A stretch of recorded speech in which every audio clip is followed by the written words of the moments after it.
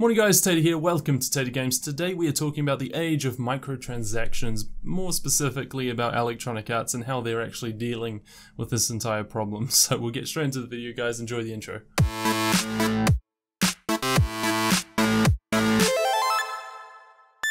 Right, so first off, for the last week there's actually been a lot of heat towards the new game Battlefront 2, which frankly I prefer the old game, but that's just me. I haven't actually bought the game, but I have talked closely with people who have actually bought the game to get the true experience. I've also seen updates online, I've seen gameplay footage of it and how it actually functions, and I've also seen the Twitter feed for Electronic Arts. The basic premise is that Battlefront 2 actually has microtransactions in a game that already cost about $100. The game actually has its own little in-game currency of crystals, which is something that you can pay for, which gives an unfair advantage to people who actually do have it, and also in-game you can get boosts and benefits from actually using these crystals on things in the lottery system or the loot crate system. So from a massive community backlash, the game actually decided to change itself. Well, the game developers actually decided to change the game a little bit to make it seem that it was getting a little bit more fair and that they were working towards it. So originally some of the heroes that you can buy were very, very expensive and would take a very long time to actually unlock if you were to play the game normally without paying for anything. Darth Vader being one of them, which would apparently take 40 hours of gameplay to actually unlock. Apparently the story mode also caters to giving you these credits. This is where it gets a little bit tricky. They actually decided to lower the price of the heroes in the game, but at the same time they lowered the amount of credits that you can actually get for completing the story. Thus you get a few problems because people are noticing that the company is doing something but completely countering it with something else, which is not necessarily the best thing to do. Moving further down the list, they actually released this sort of Twitter tweet that said that they were going to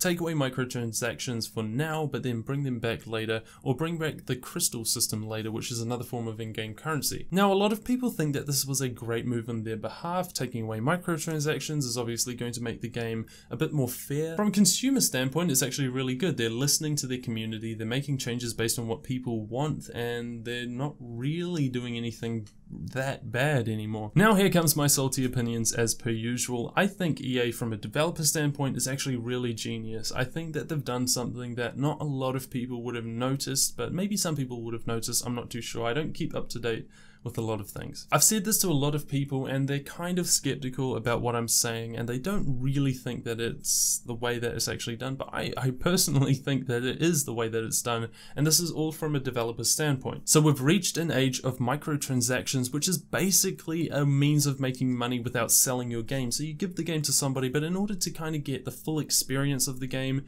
or in order to look pretty, or in order to even win, which is a bad thing apparently, you need to have these things called microtransactions, which is where you kind of pay to get things that other people cannot. Unless of course the other people end up paying for it, and this happens a lot. These are basically freemium games. South Park does an episode on this. It's not a new thing, but it has kind of become an industry standard. Despite popular belief, I play a lot of games and I see this almost everywhere. For example, in PlayerUnknown's Battlegrounds, you have the whole crate system. Now this is great if people need to earn the crates and cannot trade them off or sell them, but they do end up being able to sell them. So if you have enough money, you can actually buy crates to get these sort of pay to look pretty system. It's a great system because it doesn't give you any advantage in gameplay necessarily, although some may say that wearing darker clothing actually makes you less visible than wearing brighter, whiter colors, which you default to having. Also, League of Legends does the same thing. You can pay for skins, you can pay for ward skins, you can even pay to unlock champions, but this is not necessarily a pay to win scheme. It's a pay to look pretty scheme, or pay to play as more champions and enjoy the game a little bit more, getting different experiences. But that is all pay to look pretty. You aren't paying to get any in-game advantages, any gameplay advantages over anybody else. Then you have these other games which give you the game for free, but in order to get the full experience, you have to pay microtransactions to actually get rid of certain things. For example, advertisement. This happens a lot in app development. There are very few ways that you can actually make money from apps, especially since everything is almost free. People download almost everything for free, but in order to actually make that money back as a developer, you need to put something like advertising on your products. Of course, if somebody is willing to pay to remove the advertising, for example, something like $1, and it will get rid of the advertising, therefore you have nothing distracting you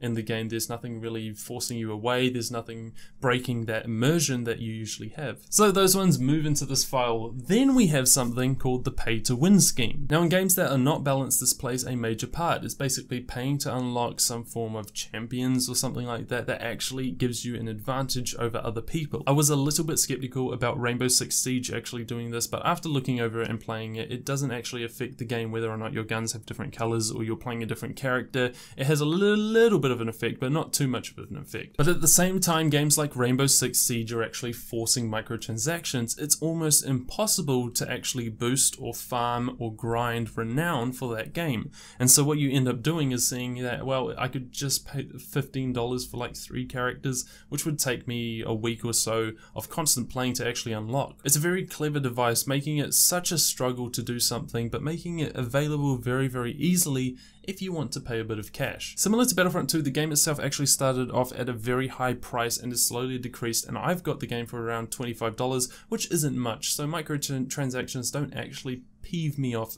too much. On the other hand, Battlefront 2 is $100 and still involves microtransactions, which doesn't seem to make sense. In the good old days in the 90s and 2000s, they didn't really have microtransactions. They just had games that you'd pay for. Even if it was around $100, you usually get the full game and you get to experience everything about that game. But things have changed very, very quickly in this new sort of generation of game development. Why would people pay for one game when they can get another game for free? So the free symbol on top of every game actually sort of tricks people into thinking, well, this is a game worth actually downloading and playing because I'm not risking anything, I'm not losing anything for actually doing it. So the world has kind of changed. Everything's free, but in order to get the full experience, you need to pay for it. This is where Battlefront 2 does not have a good deed. If they were to remove things like loot crates or microtransactions entirely from the actual game, they'd actually get a larger audience. Similar to PUBG. PUBG isn't even finished. It's still in early access, it's glitchy, it's buggy, but people still enjoy the game. And I think it's that balance that people actually get. They always have a chance. Your chances are all in-game. They're skill-based, they're experience-based, and basically if you get better at the game, you generally win a lot more. You get more chicken dinners, all that type of stuff. But Battlefront 2 seems to have a different quality to it. You don't necessarily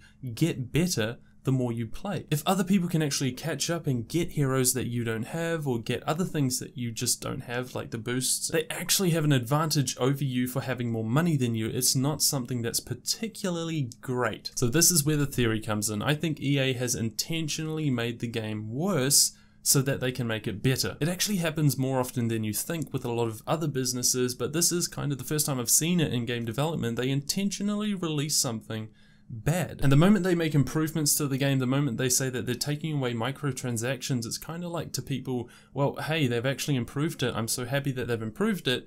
I might actually purchase this game. But I like looking at the smaller details to things. They didn't say that they were moving microtransactions permanently. They say that they were taking it away for the actual release, and that is very, very important, because if they release it under a certain thing and change it later for the worst, they've still got the purchases of the $100 purchases, which no doubt is where they make most of their money. And I don't actually think it's a bad thing from a business standpoint. They know how to manipulate people, they know how to control their audience, they know how to gather people in and get purchases and stuff like that without actually doing much. It's a really, really cool thing to think about, because if we are moving on to this age where there needs to be manipulation of people in order to get them to play a specific game, I mean, the games industry is huge now. And if this is where the world is going in the game dev industry, then you and I actually need to look at it and say, okay, I need to accept that this is the new change. We can't necessarily take it back a step or take it back. If the world has changed towards this new standard,